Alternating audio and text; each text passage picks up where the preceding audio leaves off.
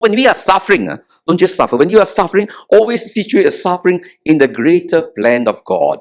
So, in the greater plan of God, all sufferings are meant to help us to grow in maturity, in faith, in trust, in purifying our love. So when we do not see our pain as if it is just only ours, but in the larger dimension of pain, that we are all hurting each other, that we are human beings, and sometimes difficult for us to understand each other, then we can accept that pain.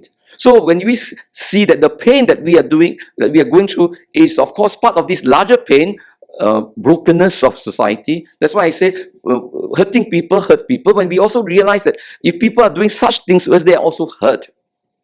It's not, as I said, reconciliation and healing is not a question of who is right, who is wrong. That is not the point. We don't reconcile because he's right, you are wrong. That is not the point. The point is we begin to feel with each other in their struggles.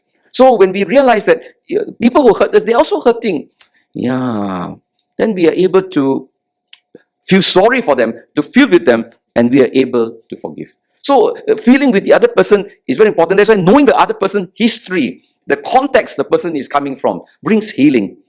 So that's why some of us, you have difficulties with your parents or whatever it is. I always tell them, no, if you have an opportunity, let's say you got a very abusive father or whatever it is, if you have an opportunity, one day, we pray for a good MBO on someone, day you just sit down, Daddy, can you tell me about your life, about your history, how you were brought up, what were struggles you've gone through? Then actually when someone tells you about his own life, his own struggles, or especially those hurts that they have suffered in life, then we can understand why they are what they are today. Their character has been formed because of all you can say, formed positively or negatively, whichever, because of their past.